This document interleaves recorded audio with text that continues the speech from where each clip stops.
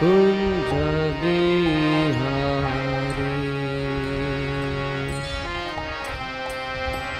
राधा माधव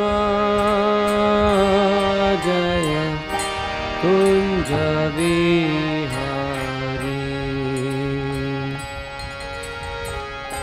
गोपी जन वल्लभ जय गिरिवरधारी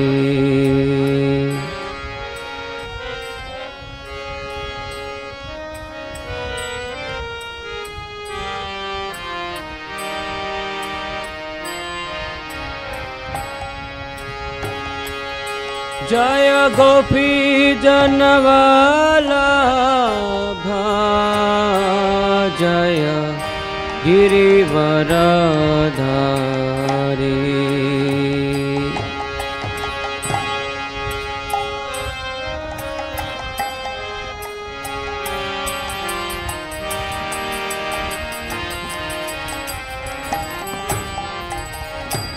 जय यशोदानंदन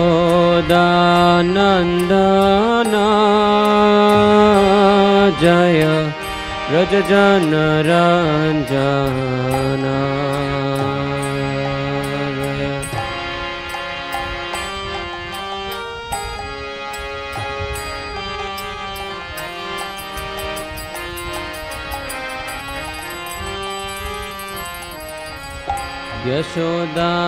यशोदानंदन जय व्रज जन रंजन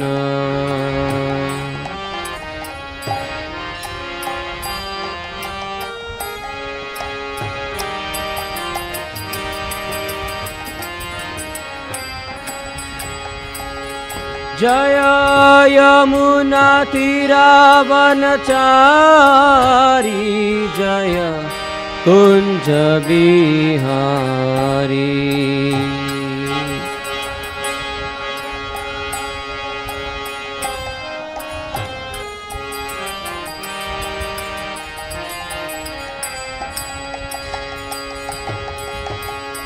यमुना तीरावनचारी जय कुंज बिहारी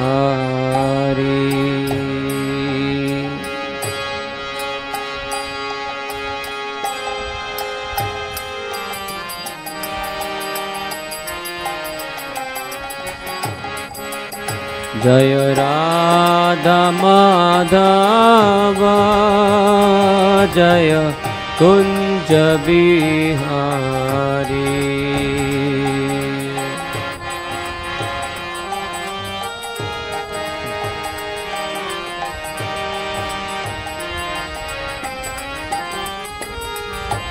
जय राधा माधव जय कुंज बिहारी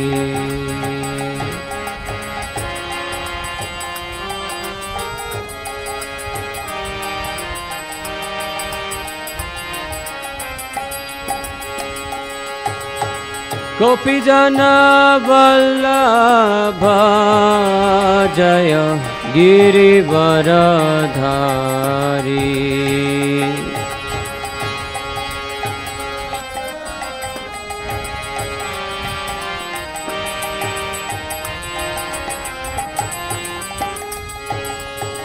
गोपी जन वल्लभ जय गिरिवरधारी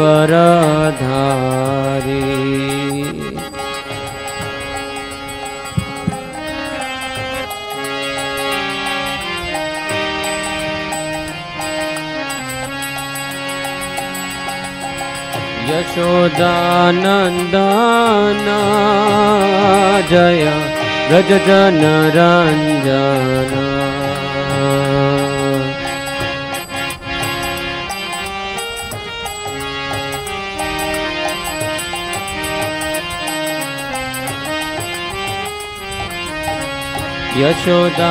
यशोदानंदन जय व्रज जन रंजन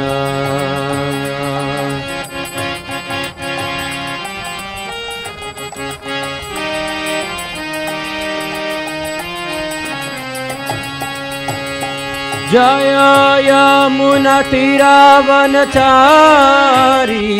जय कुंज बिहारी।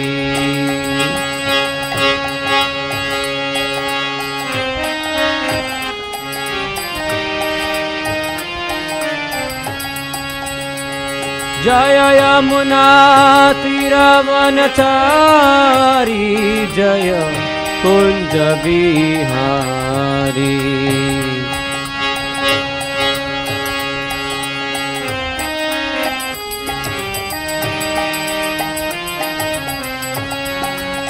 हरे कृष्णा कृष्णा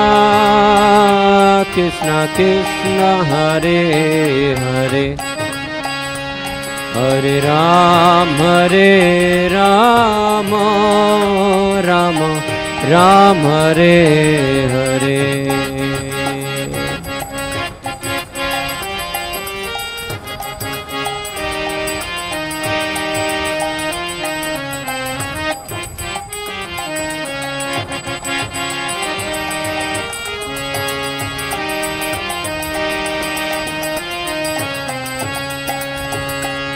हरे कृष्णा कृष्णा कृष्णा हरे हरे हरे राम राम राम हरे हरे।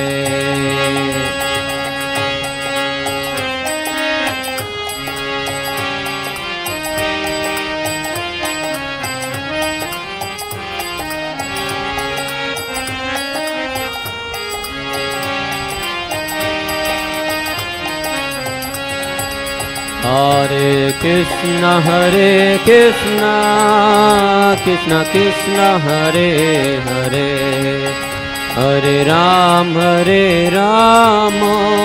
राम राम हरे हरे हरे।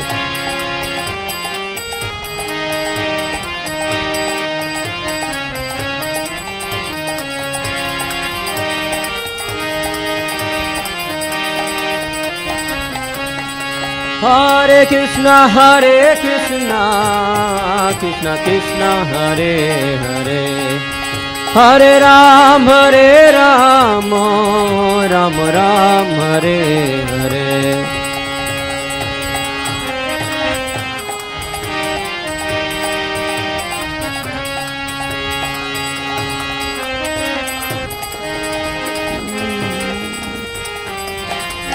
हरे कृष्णा कृष्णा कृष्णा हरे हरे हरे राम राम राम हरे हरे।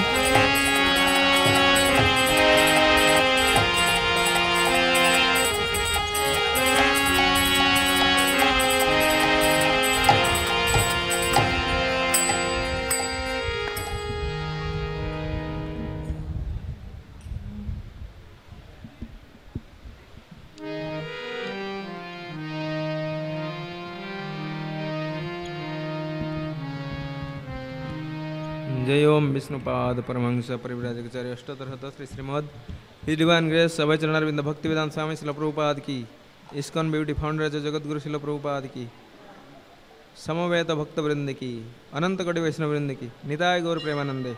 All glories to the assembled devotees, all glories to the assembled devotees, all glories to the assembled devotees, all glories to Shri guru and Gaurang.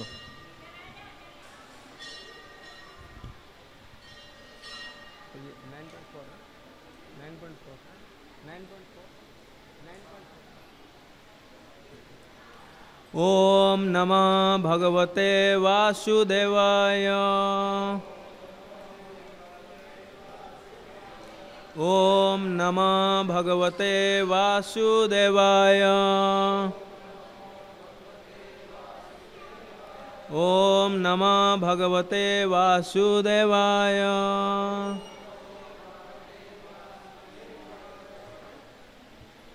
Shrimad Bhagavad Gita अध्याय 9 श्लोक नंबर 4। मेरे साथ बोलिए।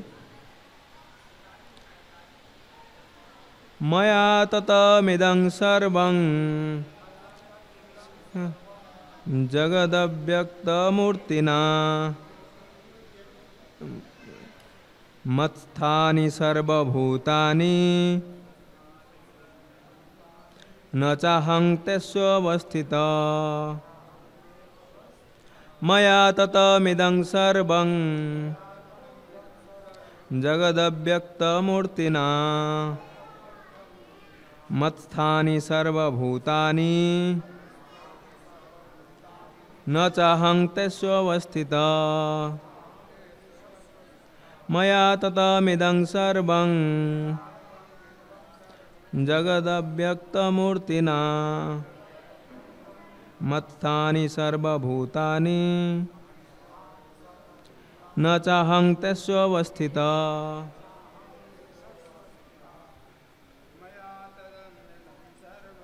मया ततमिदं सर्वं जगदव्यक्तमूर्तिना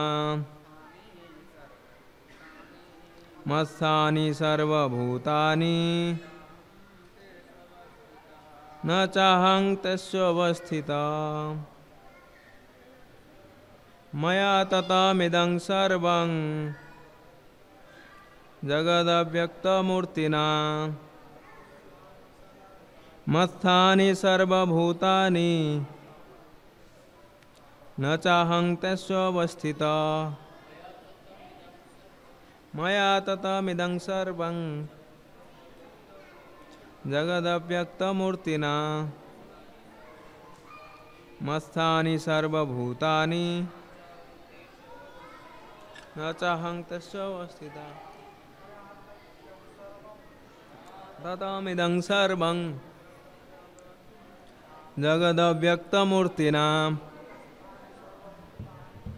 तानि सर्वभूतानि न चाहं तस्वस्थितः। शब्दार्थ मया मेरे द्वारा ततम व्याप्त है इदम यह सर्वम समस्त जगत दृश्य जगत अव्यक्त अव्यक्त मूर्ति ना अव्यक्त रूप द्वारा मत स्थानी मुझ में सर्वभूतानि समस्त जीव न नहीं च भी अहम मैं तेषु उनमें अवस्थित स्थित। अनुवाद और तात्पर्य श्रील प्रभुपाद के द्वारा श्रील प्रभुपाद की जय। मेरे साथ एक बार बोलिए, ये संपूर्ण जगत मेरे अव्यक्त रूप द्वारा व्याप्त है। समस्त जीव मुझ में हैं किंतु मैं उनमें नहीं हूँ। तात्पर्य भगवान की अनुभूति स्थूल इंद्रिय से नहीं हो पाती। कहा गया है अतः श्री कृष्ण नामादि न भवेत् ग्राह्य विनिंद्रिय सेवन मुखे ही जिह्वाद स्वयमेव स्फुरतद।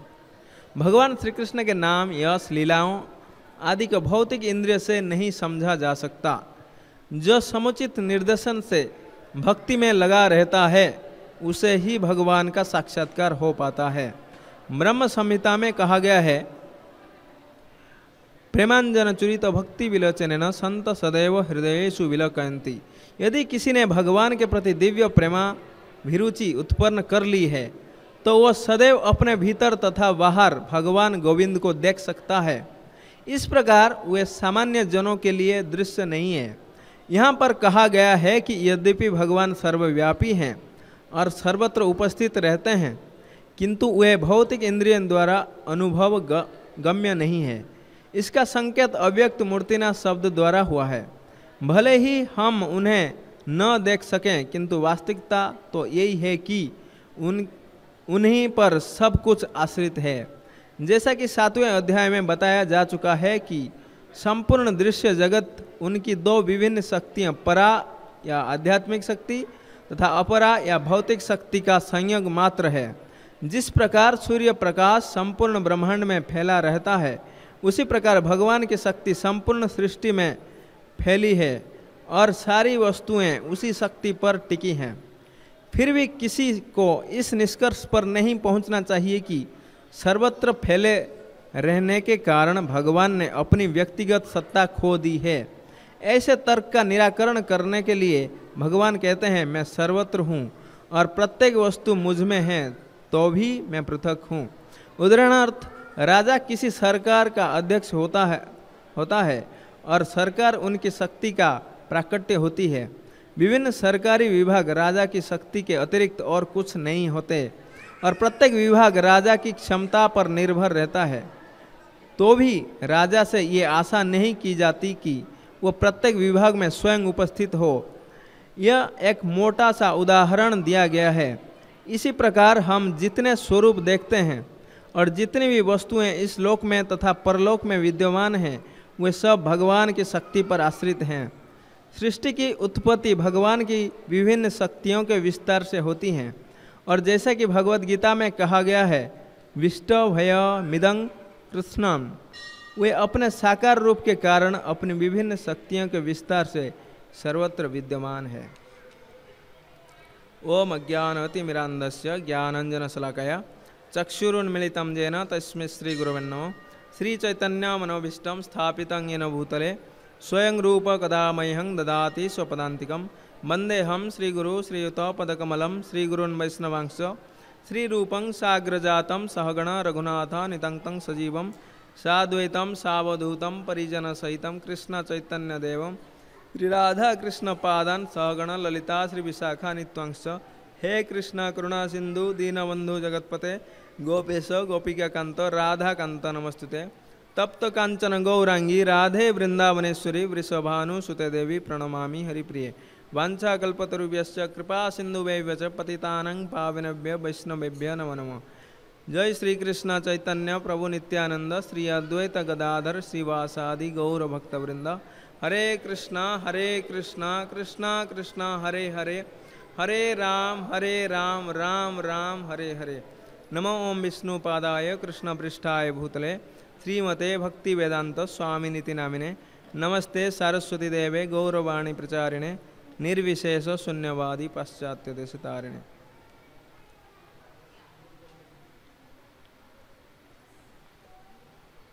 हरे कृष्ण। तो मैं सबसे पहले सभी भक्त का आशीर्वाद चाहता हूँ, स्पेशली हिज ग्रेस जीता मित्र प्रभु जी का, ताकि मैं अपना शुद्धिकरण के लिए और भगवान की प्रसन्नता के लिए बोल पाऊँ। तो ये संपूर्ण जगत मेरे अव्यक्त रूप द्वारा व्याप्त हैं। समस्त जीव मुझ में है किंतु मैं उनमें नहीं हूँ। तो इस श्लोक में बताया गया है कि भगवान हर जगह हैं किसी ना किसी रूप में। कोई बोल सकता है कि मैं भगवान को नहीं मानता हूं, कोई बोल सकता है कि मैं अपने मर्जी से चलूंगा, एक्चुअली भगवान नहीं है। तो उसके लिए क्या है, भगवान है कि नहीं? अगर कोई बोलेगा कि मैं गवर्नमेंट का रूल नहीं मानना चाहता हूं, मैं अपना मर्जी से चलना चाहता हूं, तो क्या करेगा? वो कुछ भी मर्जी से कर सकता है। गवर्नमेंट का रूल अप्लाई होगा ही है कि नहीं? ये इंडिया में कहीं पे भी जाएगा गवर्नमेंट का रूल फॉलो करना पड़ेगा, वो बच नहीं सकता है। इधर पुलिस पकड़ेगा या नहीं तो गवर्नमेंट का रूल मानना पड़ेगा। तो इसलिए कोई नास्तिक बन सकता है कि बोलेगा कि मैं भगवान को नहीं मानता हूं, पर भगवान का रूल हर जगह अप्लाई हो रहा है। कोई जन्म मृत्यु से कोई बच सकता है? कोई बोलेगा मैं भगवान को नहीं मानता हूं, तो मृत्यु उसको छोड़ देगा? नहीं। और बीमारी से बच सकता है? नहीं बच सकता है। बुढ़ापा नहीं बच सकता है। तो कौन बोल सकता है कि मैं भगवान को नहीं मानता हूं? तो उसको फॉलो करना पड़ेगा, उसका रूल्स के अंडर में तो रहना पड़ेगा ही, है ना। आप भगवान को बोलो कि मैं नहीं मानता हूं। तो यहां पे बता रहे हैं कि भगवान का हर जगह व्याप्त है किसी ना किसी रूप में।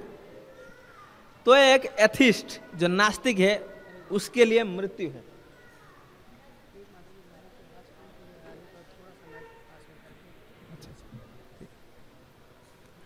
तो उसके लिए मृत्यु के रूप में है। और भगवान का हम बहुत तरीके से समझ सकते हैं। भगवान बता रहे हैं कि मैं जल का टेस्ट हूं, I am the taste of water. तो आप जब पानी पी रहे हो उसका टेस्ट वो कहां से आ रहा है? पास या दूर? अच्छा, तो पानी का टेस्ट कहां से आ रहा है? भगवान बोल रहे हैं मैं ही टेस्ट दिया हूं। फल और सब्जी में जो टेस्ट है, उसका जूस है, वो कहां से आ रहा है? भगवान से आ रहा है। भगवान बता रहे हैं मैं ही टेस्ट दे रहा हूं। भगवान बोल रहे हैं कि मेरे दो आंख है, एक है सूर्य है और एक है चंद्र। तो दिन भर हम जो कुछ कार्य कर रहे हैं सनलाइट के द्वारा, वो कहां से आ रहा है? भगवान है। रात का चंद्रमा वो भी भगवान की शक्ति से आ रहा है। तो किसी ना किसी वे में, किसी ना किसी रूप में भगवान व्याप्त हैं हर जगह, है ना। तो और क्या बता रहे हैं? जो पृथ्वी, जल, अग्नि, वायु, आकाश, ये मेरी शक्ति है। और क्या बता रहे हैं? मन, बुद्धि, अहंकार, ये भी मेरा है।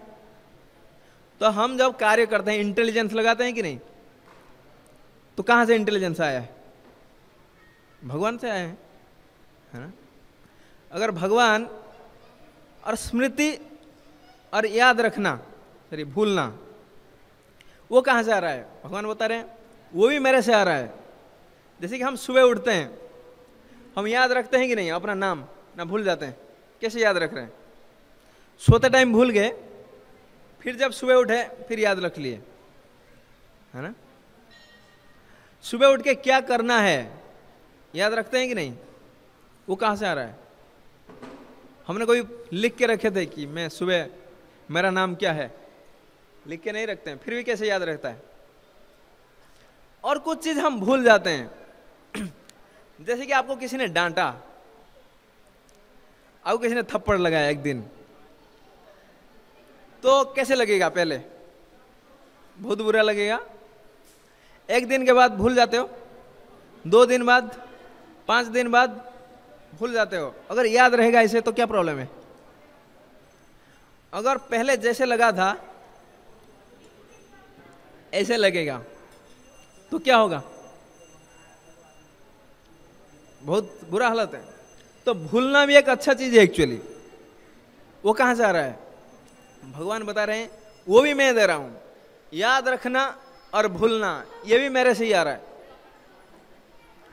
तो इसका मतलब हर स्थिति में हम भगवान का याद कर सकते हैं, किसी ना किसी वे में हम भगवान का याद कर सकते हैं, है ना।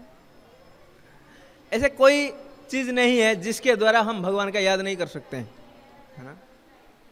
तो इसलिए यहां पे बता रहे हैं कि मैं अव्यक्त रूप में किसी ना किसी वे में व्याप्त हूं हर जगह। एनर्जी कहां से आ रहा है? जैसे कि हम गाड़ी चलाते हैं, उसका एनर्जी कहां से आ रहा है? फ्यूल जो है, पेट्रोल, डीजल, उसमें एनर्जी कहां से आया है? अल्टीमेटली सनलाइट से आया है ना। सन कहां से एनर्जी ला रहा है? भगवान बोलते हैं मेरी शक्ति है। तो अल्टीमेटली हम भगवान को हर जगह देख सकते हैं, किसी ना किसी वे में देख सकते हैं, है ना। तो भगवान क्या है? शक्तिमान, और उनकी शक्ति है। तो शक्ति से हम देख सकते हैं कि भगवान हर जगह व्याप्त है। जैसे कि हम इंडिया भर हम देख सकते हैं कि गवर्नमेंट का विस्तार है। कैसे देख सकते हैं? प्राइम मिनिस्टर इंडिया में हर जगह है, और है भी नहीं। कैसे हर जगह व्याप्त है? अपना कंट्रोल के द्वारा, मतलब अपना शक्ति के द्वारा। उसका जो रूल्स रेगुलेशंस ये पूरा इंडिया भर में चल रहा है। वहां से पता कर सकते हो कि गवर्नमेंट हर जगह व्याप्त है, और फिर भी वो सेपरेट भी है एक्चुअली। तो इससे लगता है कि भगवान क्या है? हर जगह व्याप्त होने के बाद भी सेपरेट भी है ना, एक साथ। तो यहीं पे वो बताए हैं कि भगवान यद्यपि हर जगह है, फिर भी हम क्यों नहीं देख सकते हैं? भगवान तो हर जगह है, हम क्यों नहीं देख पा रहे हैं? यहाँ में क्या बता रहे हैं? प्रेमांजन चुरित भक्त भक्ति विलोचन न संत सदैव हृदयेषु विलोकयन्ति। तो उसके लिए प्रेम चाहिए, है ना। अगर प्रेम नहीं है तो भगवान कैसे हमें दिखाई देंगे? समझ, हमें एक बहुत बड़ा आदमी को देखना है, हम नहीं बोल सकते कि मेरा सामने आ जाए, है ना। मैं अगर प्रेसिडेंट को देखना चाहता हूं तो क्या करूंगा? मैं किसी ना किसी वे में मैं उसको खुश करूंगा, तब वो मुझे बुला सकते हैं अपने पास, तो मैं बोलूंगा भगवान देख सकता हूं। पर अगर मैं बोलूंगा कि भगवान प्राइम मिनिस्टर या प्रेसिडेंट इधर होना चाहिए, नहीं हो सकता है। हरे कृष्णा। बात नहीं तो मेरा क्वालिफिकेशन, जरा इशारा करो चुप रहने का। हरि बोल। आपस में कोई बातें नहीं करेगा। यहाँ पर जो दर्शनार्थी हैं केवल दर्शन करेंगे, जो खड़े हैं बैठे हैं आपस में कोई बातें नहीं करेगा।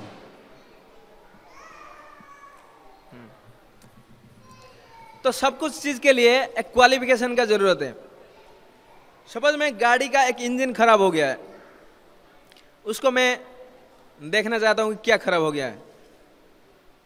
आप देख पाओगे इंजन में क्या खराबी है? क्यों नहीं देख सकता हूं? इंजन आपको दिख रहा है, क्यों नहीं देख सकते हो? दिख रहा है कि नहीं इंजन? तो प्रॉब्लम क्यों नहीं ढूंढ पा रहे हो?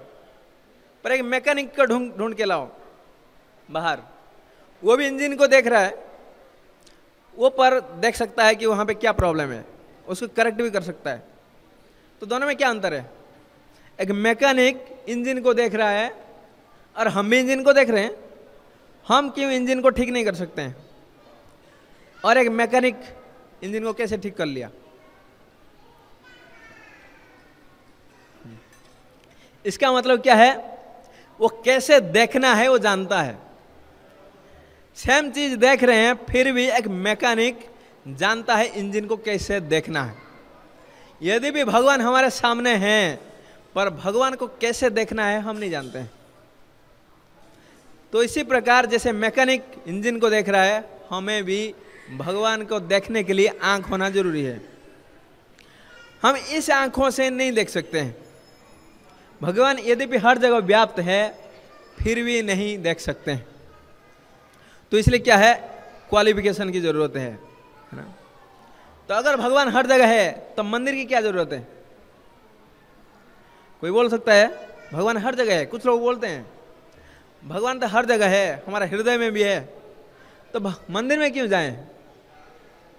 है ना, जाने की जरूरत है मंदिर? भगवान तो हृदय में है, तो मंदिर जाने की क्या जरूरत है? जैसे कि हर जगह हवा है, पर फैन की क्यों जरूरत है? जरूरत है कि नहीं? हवा तो हर जगह है। पानी हर जगह है, पर फिर भी नल चाहिए, नल का पानी, है ना, या कुएं। उसी प्रकार यद्यपि भगवान हर जगह है, हम देखने के लिए लायक नहीं है। तो इसीलिए भगवान ने कृपा करके क्या है, एक विग्रह के रूप में आए हैं, ताकि हम उनको सेवा कर पाए। अगर उस टाइप का नहीं आते तो हम सेवा नहीं कर पाते। तो इसीलिए भगवान ने कृपा करके विग्रह के रूप में हमारे सामने उपस्थित हुए हैं। और हमें ऐसे नहीं सोचना चाहिए कि वो पत्थर है। एक्चुअली वो भी बहुत बढ़िया एक्टिंग कर सकते हैं हमारे साथ, है ना। मतलब वो भी हमारा सेवा स्वीकार कर सकते हैं अगर हमारे पास प्रेम है ना। नहीं तो आप बोलोगे हम तो भोग लगाते हैं भगवान को, वो खाते हैं थोड़ी, है। भगवान तो कभी खाए नहीं अभी तक, तो क्या है? तो भगवान का खाना और हमारे खाने में अंतर है ना। भगवान खाने के बाद भी उतना ही रहता है, पर हम खाने के बाद खत्म हो जाता है ना। क्योंकि वो आंखों से भी खा सकते हैं, उनका हर कुछ इंद्रिय दूसरे के लिए यूज हो सकता है। जैसे कि हम आंखों से क्या कर सकते हैं? देख ही सकते हैं। आंखों से खा सकते हैं? नहीं सकते हैं। अगर मैं बोलूँगा कान से आपका सूंघना पड़ेगा, कर सकते हैं? नहीं हो सकता है। पर भगवान ऐसा नहीं है, भगवान का हर कुछ इंद्रिय दूसरे के लिए यूज हो सकता है। तो इसीलिए वो कैसे, उनका खाना और हमारे खाने में अंतर है। नहीं तो कैसे हो सकता है कि प्रसाद पा के कोई भक्त बन जाएगा? जैसे इसलिए प्रभुपाद अमेरिका गए, वहाँ पे भगवान को भोग लगाए और दूसरों को खिलाए, हिप्पी लोगों को, म्लेच्छ लोगों को। वो खाने के बाद वो शुद्ध हो गए और भक्ति करने लग गए। कैसे हो गया ये? अगर प्रसाद भगवान ने नहीं खाए हैं उसको, तो उसका पटेंसी कहाँ से आया? वो शुद्ध कैसे कर पाए? तो इसका मतलब क्या है? भगवान ने उसको खाए हैं एक्चुअली, तो वो प्रसाद है।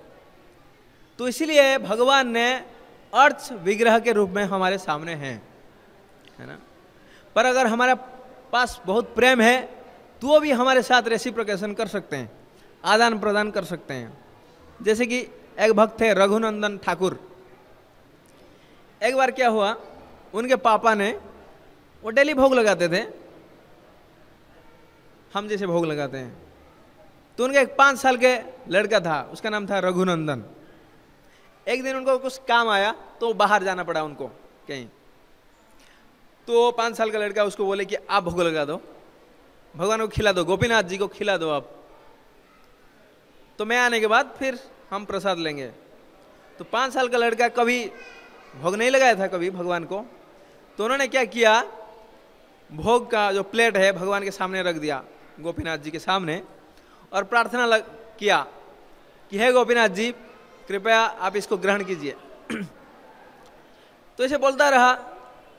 तो देखे कि अरे गोपीनाथ जी खा नहीं रहे हैं एक्चुअली, है ना। तो बहुत रिक्वेस्ट किया, गोपीनाथ जी प्लीज खा दो, क्योंकि मेरे पापा आएंगे तो मुझे डांटेंगे, तुम नहीं खा रहे हो, है ना। तो रोने लग गया एक्चुअली। तो क्या किए, गोपीनाथ जी वहां आके सब जो भोग थाली में था सब खा गए। तो बहुत खुश हो गया, है ना। तो भगवान खा लिए। तो उनके जो पापा आए तो बोले कि कहाँ है प्रसाद? तो बोले वो तो गोपीनाथ जी खा गए। क्या बात है, गोपीनाथ जी को भी खाते हैं, है ना। कहाँ गया बोल सच में ना, आपने तो बोले थे भगवान को खिलाने के लिए, मैंने खिला दिया। तो उनको पापा को लगा कि ये शायद छोटा बच्चा है, खुद खा गया होगा शायद, और ऐसे बोल रहा है। फिर भी लगा नहीं, 5 साल का लड़का कभी झूठ नहीं बोल सकता है, कुछ ना कुछ तो है इसमें। तो इसलिए बोले कि ठीक है, मैं और एक बार आपको देता हूँ भोग, आप भोग लगाओ भगवान को, फिर मैं देखूंगा कि एक्चुअली भगवान कहाँ खा रहे हैं। तो फिर रघुनंदन ठाकुर गए, भगवान को फिर से रिक्वेस्ट किए, बोले कि आप इस बार सब कुछ मत खा जाना, क्योंकि पापा बहुत डांटे हैं इस बार, है ना। तो भगवान ने क्या किए, उनके जो पापा थे वो साइड से देख रहे थे, उनका नाम था मुकुंद। तो गोपीनाथ जी क्या किए, आधा खा लिए और आधा रख दिए लड्डू को। तब मुकुंद जब देखे वो बहुत आनंदित हो गए और उनका बहुत जोर से गले लगाए कि तुम एक्चुअली मेरे पापा बनने के लायक हो, मैं आपका पापा नहीं है, कि तुमने मुझे भगवान का दर्शन कराया। तो यहां से क्या पता चलता है, क्योंकि ये बच्चे में ईगरनेस था, बहुत इच्छा था भगवान खाएं, प्रेम था, भक्ति, इसके द्वारा भगवान खा गए। पर इसका मतलब नहीं कि अगर भगवान डायरेक्टली नहीं खा रहे हैं इसका मतलब नहीं खाएं, ये भी नहीं है। पर इस कहने का मतलब है अगर हमारे पास प्रेम है तो विग्रह भी हमारे साथ क्या करते हैं, आदान प्रदान करते हैं, कैसे हमें बिहेव करना चाहिए। मतलब जैसे कि पर्सन है, भगवान एक पर्सन है, ऐसे ही रेसिप्रोकेट कर रहे हैं यहाँ पे, है ना। तो यहाँ पे अपने शक्ति के होते हुए भी एक शक्तिमान के रूप में भी भगवान व्यवहार कर रहे हैं, ना? तो इसीलिए यहाँ पे और क्या बताया, भगवान श्री कृष्ण के नाम, यश, लीलाओं आदि को भौतिक इंद्रियों से नहीं समझा जा सकता है। जो समुचित निर्दर्शन से भक्ति में लगा रहता है उसे ही भगवान का साक्षात्कार हो पाता है। तो भक्ति सिद्धांत सरस्वती ठाकुर बोलते हैं कि आप भगवान को देखने का कोशिश मत करो, क्योंकि हम इतना लायक नहीं है भगवान को देखने का। तो वो क्या बोल रहे हैं कि आप ऐसे कार्य करो तब भगवान आएंगे आपको देखने के लिए, है ना। अगर आप गवर्नमेंट के लिए आप बहुत काम कर रहे हो अच्छे से, है ना, तो हो सकता है प्राइम मिनिस्टर आपके घर में आ जाए, है ना। पर अगर अच्छा काम नहीं कर रहे हो, बोल रहे हो कि मेरे सामने आ जाए, तो थोड़ी आएंगे। तो इसलिए भक्ति सिद्धांत सरस्वती ठाकुर बोलते हैं कि हमें ऐसी सेवा करनी चाहिए, ऐसी सेवा करनी चाहिए ताकि भगवान हमें देखने के लिए आए, ऐसे। तो इसीलिए हम भगवान को अगर चाहेंगे कि हमारे मेंटल स्पेकुलेशन लगाएं, इंटेलिजेंस लगाएं, जैसे साइंटिस्ट सोच रहे हैं हमें गॉड पार्टिकल बनाएंगे, गॉड पार्टिकल, भगवान को ढूंढेंगे, है ना, उससे भगवान नहीं मिलने वाले हैं, क्योंकि वो इंद्रिय से परे हैं। अगर हम कुछ चीज देख रहे हैं, किससे देख रहे हैं? आंख से देख रहे हैं, कान से सुन रहे हैं, नाक से सूंघ रहे हैं, टच कर रहे हैं, और जीवाट से टेस्ट कर रहे हैं। तो ये 5 चीजों से हम कुछ भी चीज परसेप्शन करते हैं, पर भगवान इंद्रिय से परे हैं, इसलिए उनको बोला गया है अदक्षोज। तो अदक्षोज को आप कैसे समझ सकते हो? इंद्रिय से नहीं समझ सकते हो। तो इसलिए अगर साइंटिस्ट सोचे कि मैं एक्सपेरिमेंट करूंगा भगवान को देखने के लिए, कितना भी जीवन बिता लें, कितना भी टाइम व्यतीत कर लें, फिर भी नहीं देख सकता है, तो क्या करना पड़ेगा? उसको समर्पित होना पड़ेगा। भगवान जैसे बोल रहे हैं भगवत गीता में, ऐसे करना पड़ेगा, तभी भगवान को देख सकते हो। इसका मतलब क्या है? आपको भगवान का सेवा करना पड़ेगा। हम जब भगवान का सेवा करते हैं तब भगवान प्रकाश करते हैं खुद को। जबरदस्ती हम भगवान को ढूंढ नहीं सकते हैं, ना उनको खींच के लाएंगे हमारे सामने, नहीं हो सकता है। जब तक भगवान नहीं चाहें वो खुद को नहीं देख सकते हैं, हम नहीं देख सकते हैं। जैसे सूर्य, अभी सूर्य है, पर अगर हम चाहेंगे कि मैं अभी सूर्य को देखना चाहता हूं, देख सकता हूं, कितना भी प्रयास कर लूं, एक टेलीस्कोप लाऊं, कुछ भी एक बनाऊं, यंत्र, इंस्ट्रूमेंट, देख सकता हूं। आपको सुबह तक वेट करना ही पड़ेगा, है कि नहीं? उसी प्रकार भगवान के खुश करने के लिए हमें वेट करना पड़ेगा। जब तक भगवान खुश न हो तब तक वो प्रकाशित नहीं करेंगे। तो हम क्या करेंगे? इसका मतलब यहां बताए हैं, सेवन मुखे ही जिह्वा दो। तो सेवा करनी पड़ेगी। कैसे सेवा करनी पड़ेगी? जिह्वा से पहले हर टाइप का सेवा कर सकते हो, है ना। अपना शक्ति, अपना पैसा दे के भी सेवा कर सकते हो। जैसे कि भगवान के लिए डोनेशन देते हैं, वो भी सेवा है। भगवान के लिए अपना टाइम देना, ये भी सेवा है। और बहुत प्रकार का सेवा है। पर यहाँ पे रूप गोस्वामी बोल रहे हैं कि जिह्वा से स्टार्ट होना चाहिए। जिह्वा से 2 प्रकार का सेवा कर सकते हो। क्या है? पहले भगवान का नाम लेना और भगवान का प्रसाद, कृष्ण प्रसाद लेना। ये जो 2 चीज अगर आप लोगे तो अब धीरे धीरे भगवान को हम समझ सकते हैं। तो अभी हम जब हरे कृष्ण मंत्र जपते हैं तो टेस्ट नहीं आ रहा है ना। बोलते हैं कि कृष्ण नाम और कृष्ण में कोई अंतर नहीं है, पर फिर भी फील नहीं हो रहा है ना। जैसे कि एक जंडिस का पेशेंट है, किसी का जंडिस हो गया है, उसको अगर कुछ स्वीट चीज दोगे तो क्या लगेगा? इसने एक्सपीरियंस किया है? तो कड़वा लगता है, पर स्वीट थोड़ी कड़वा है, क्योंकि वो बीमार है तो इसलिए कड़वा लग रहा है।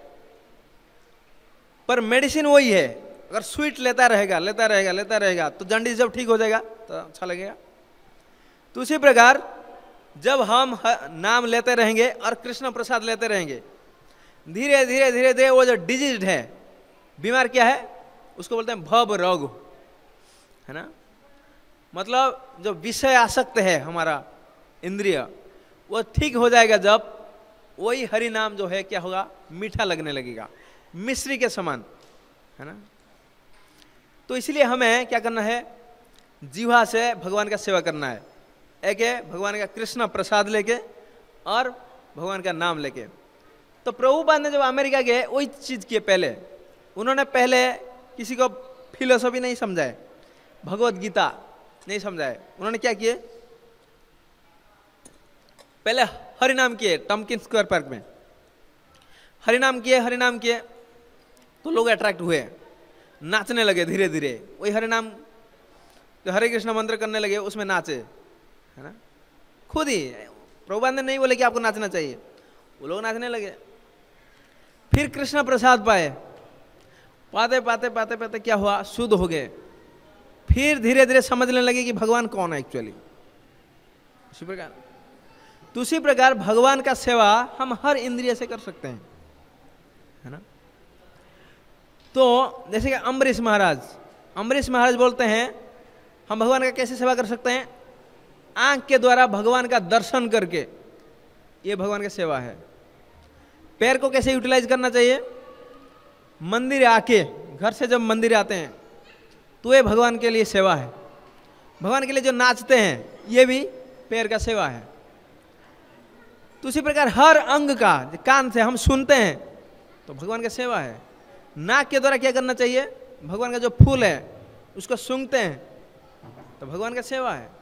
उसी प्रकार हर इंद्रिय को जब भगवान का सेवा में लगाते हैं तो भगवान खुश होके हमारे हृदय में प्रकाशित करते हैं खुद को। हमें जबरदस्ती को ढूंढ नहीं सकते, भगवान को आना पड़ेगा अपने इच्छा से। पर जब खुश करेंगे भगवान को, वो प्रकाशित करेंगे हमारे हृदय में, है ना। तो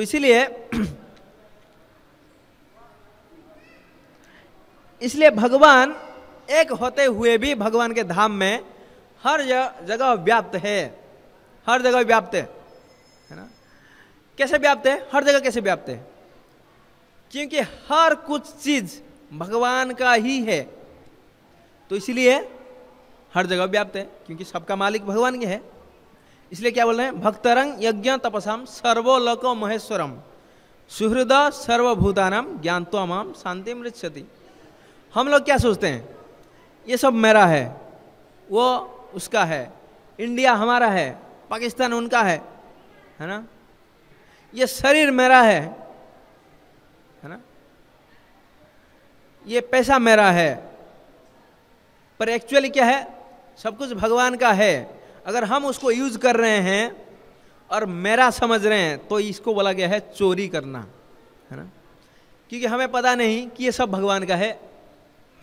तो इसलिए क्या करना चाहिए, अगर ये सब भगवान का है तो क्या करना चाहिए, चोरी से कैसे बचे हम। अगर हमारा फायदा के लिए यूज कर रहे हैं तो चोरी कर रहे हैं, भगवान बोल रहे हैं। तो क्या करना चाहिए, क्योंकि ये सब भगवान का है, भगवान का सेवा में यूटिलाइज होना चाहिए। जो कुछ चीज है सब भगवान का ही है, तो इसलिए सब कुछ भगवान के सेवा में लगना चाहिए।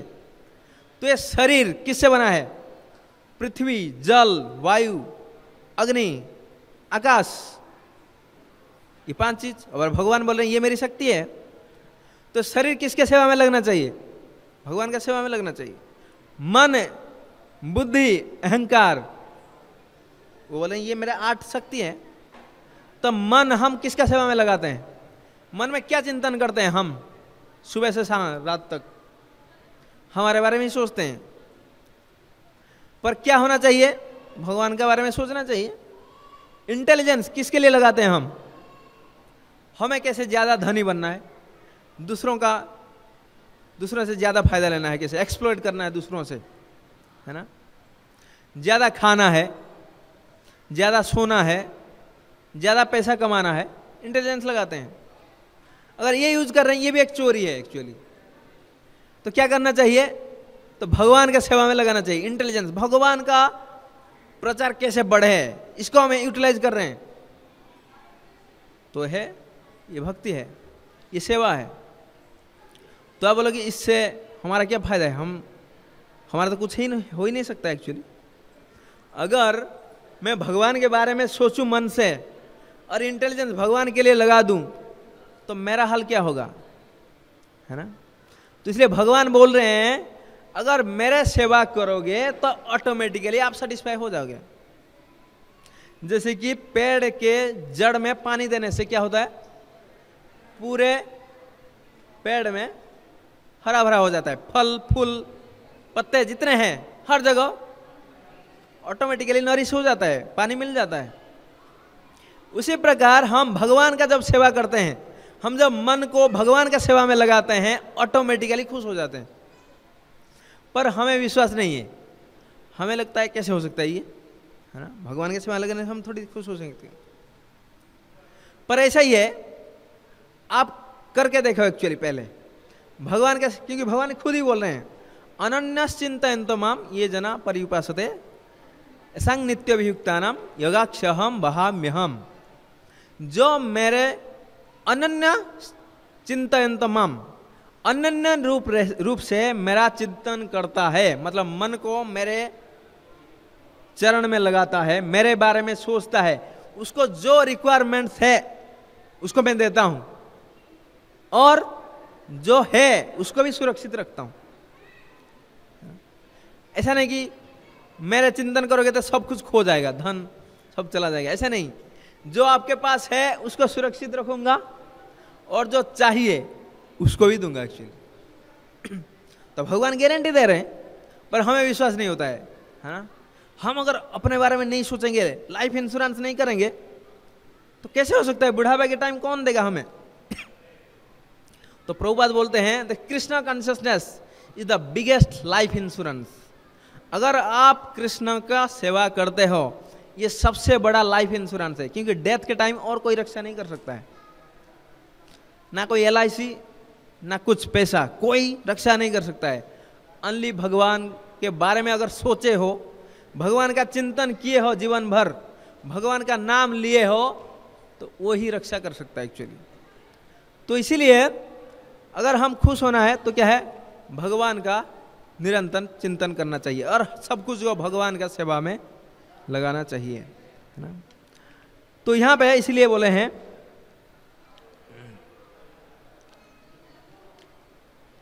भगवान हर जगह व्याप्त है, अव्यक्त रूप में और पर्सनली भी है भगवान के रूप में। एक है क्या, ब्रह्म, परमात्मा और भगवान। हर जगह जो व्याप्त है एनर्जी के फॉर्म में, वो उसको बोलते हैं ब्रह्म, और सबके हृदय में है परमात्मा। ये होते हुए भी अपने धाम में भी वो स्थित हैं भगवान कृष्ण के रूप में, है ना।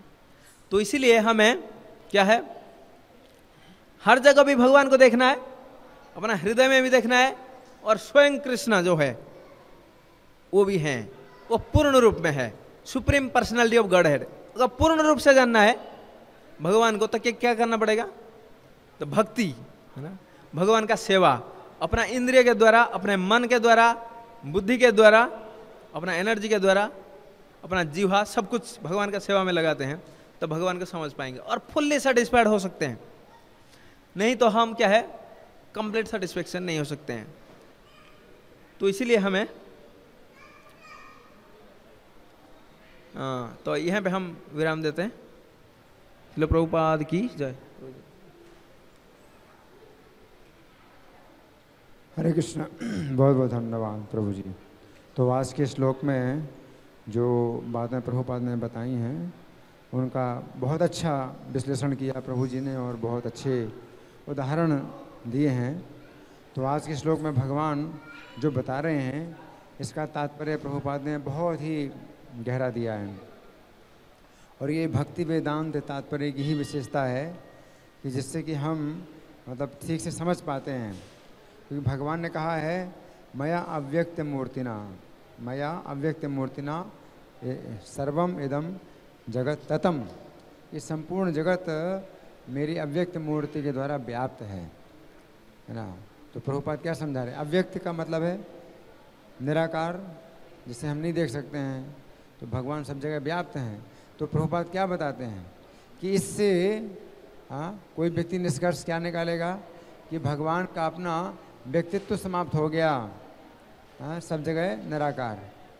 तो निराकारवादियों को तो बड़ा अच्छा मौका मिलता है। देखो यहाँ पर बताया गया है कि भगवान निराकार हैं, सब जगह व्याप्त हैं, है ना। वो निराकार को श्रेष्ठ मानते हैं कि भाई निराकार श्रेष्ठ है, क्योंकि सब जगह है, हवा की तरह, आकाश की तरह, हर जगह है, निराकार है, तो वो जो है श्रेष्ठ है।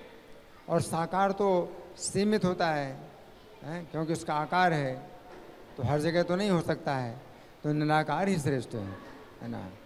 लेकिन यहाँ फिर भगवान ने क्या कहा, न चाहम तेषु अवस्थिता, कि मैं उनमें नहीं स्थित हूँ, मैं अलग हूँ, है ना। तो प्रभुपाद जी जो है इस बात से जो है बड़ा अच्छा तात्पर्य मतलब निकालते हैं इस श्लोक का कि मैं उनसे अलग हूँ, और इस तरह से भगवान कृष्ण की जो निराकार शक्ति है वो सब जगह व्याप्त है। तो भगवान श्रेष्ठ हैं, है ना। तो जो श्रेष्ठता है वो साकार की है। तो जो निराकारवादी हैं वो कहते हैं भाई निराकार श्रेष्ठ है, साकार श्रेष्ठ नहीं है।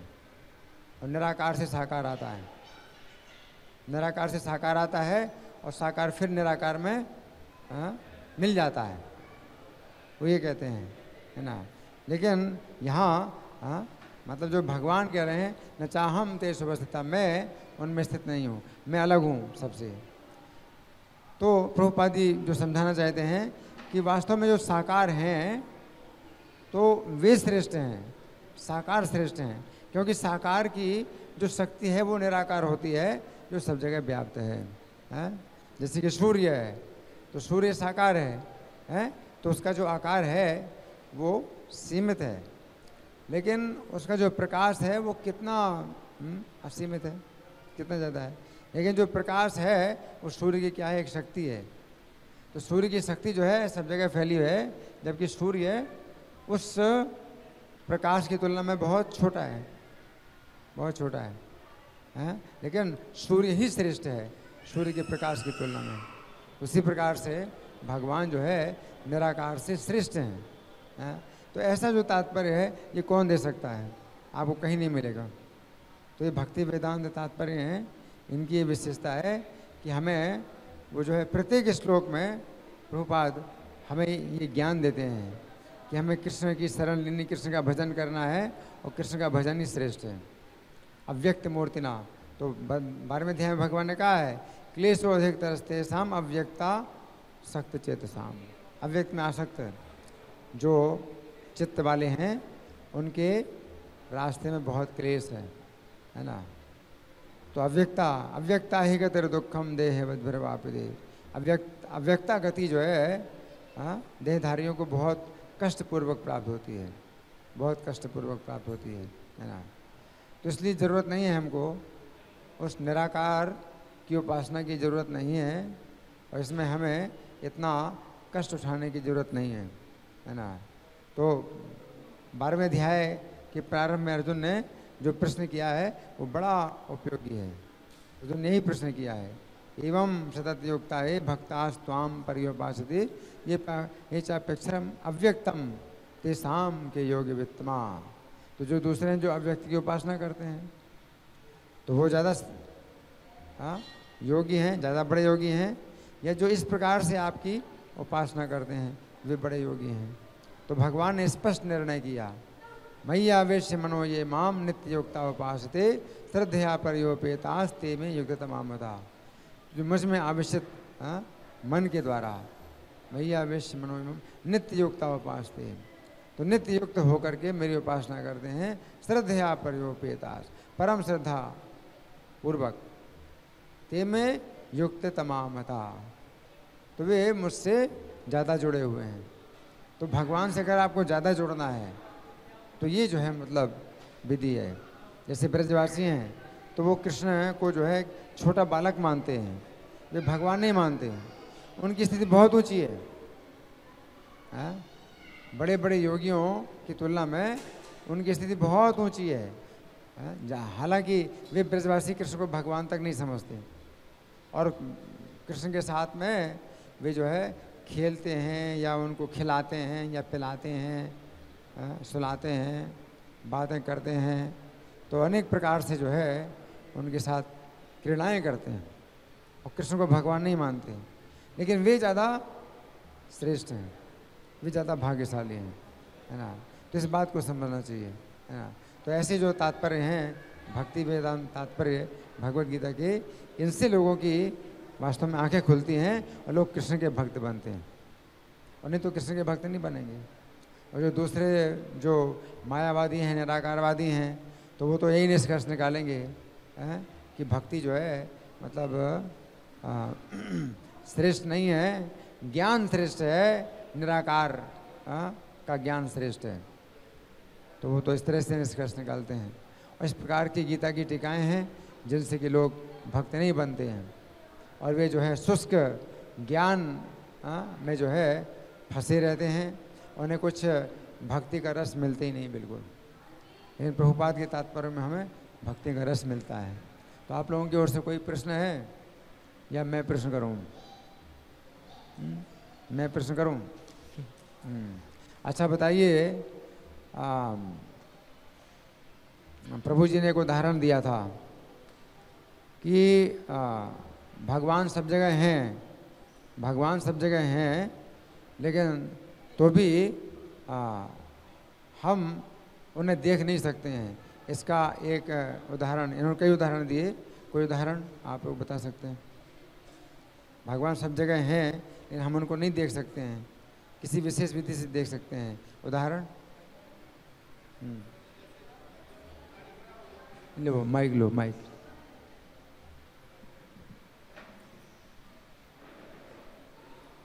हरे कृष्णा। प्रभु जी, जैसे कोई जब गाड़ी खराब हो जाती है, प्रभु जी जब कोई गाड़ी खराब हो जाती है तो उसका इंजन जब हम खोल के देखते हैं तो हम नहीं समझ पाते कि उसमें क्या खराबी है, सिर्फ मैकेनिक ही समझ पाता है क्योंकि वो क्वालिफाइड है। सो क्वालिफिकेशन चाहिए भगवान को देखने के लिए। ये उदाहरण था प्रभु जी।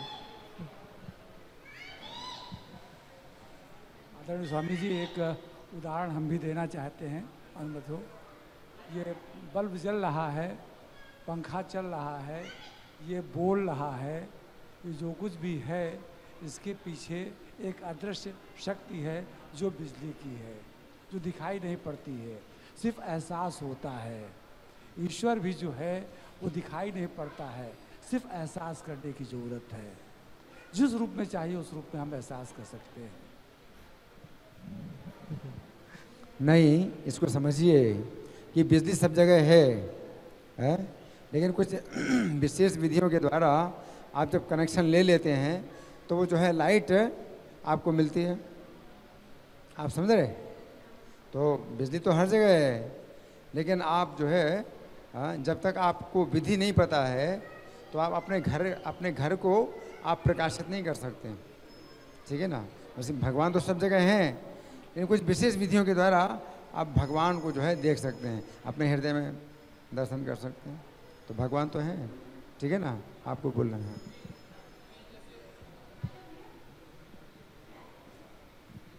प्रभु जी, बिजली जैसे हम देख नहीं सकते, मगर बिजली जनरेटर से निकलती है और जनरेटर का साकार रूप होता है, तो साकार से ही मतलब निराकार बिजली निकलती है।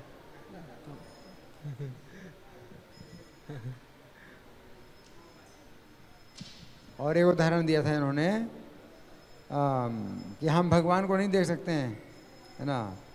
तो कुछ विशेष विधि के द्वारा ही हम भगवान को देख सकते हैं। और आप भगवान को नहीं मानते हैं तो इससे नहीं होता कि मतलब भगवान नहीं है। जैसे कोई कहे कि मैं प्रधानमंत्री को नहीं मानता, है कि नहीं। कोई कहता है मैं भारत के प्रधानमंत्री को नहीं मानता, कोई भारत का प्रधानमंत्री नहीं है ना। तो इसका क्या महत्व है, आपके बोलने का क्या महत्व है कि नहीं। लेकिन अगर आप जो है प्रधानमंत्री को प्रसन्न करते हैं तो प्रधानमंत्री आपको अपने पास भी बुला सकता है या आपके पास भी आ सकता है। प्रधानमंत्री के पास इतनी शक्ति है, अपने पास भी वो बुला सकता है या आपके पास भी आ सकता है ना। लेकिन अगर आप प्रधानमंत्री को ऐसे नहीं मानते, प्रधानमंत्री को प्रसन्न नहीं करते हैं, तो ना तो आप प्रधानमंत्री के पास जा सकते हैं, ना प्रधानमंत्री आपके पास आएगा, है ना। और आप कहें कि मैं नहीं मानता कि कोई भारत का प्रधानमंत्री है, तो आपके मानने और ना मानने का क्या महत्व है? कोई महत्व नहीं है। धन्यवाद। हाँ जी। एक और उदाहरण है, कैसे समझे कि भगवान को किसी परिस्थिति में देख सकते हैं। यहाँ जैसे माचिस, अग्नि हर जगह है ना, अगर कुछ पैराफर्नेलिया है उसका माचिस द्वारा जलाएं तो यहाँ अग्नि नज़र नहीं आ रही, लेकिन तुरंत आप उसको छटको हल्का सा तो प्रकट हो जाती है। तो ऐसी भी विधि है कि मतलब अंधे की है, आग तो हर जगह है, लेकिन उसको किसी परिस्थिति में प्रकट किया जा सकता है हल्का सा माचिस झटकाने से। इसमें एक खतरा इस बात का है कि निराकारवादी हैं वो क्या बोलते हैं, बोलते हैं कि अग्नि हर जगह है और आप जो है जला करके आप देख सकते हैं और वो अग्नि फिर उसी में मिल जाती है। उसी प्रकार से निराकार से साकार आते हैं भगवान, और वे साकार फिर निराकार में मिल जाते हैं। हाँ, तो इसलिए थोड़ा ध्यान रखना। ग्रंथराज श्रीमद् भगवद गीता की जय, जगत गुरु शिला प्रभुपाद की जय, श्री श्री राधा पार्थ सारथी ललिता विशाखा की जय, श्री श्री गौर निताई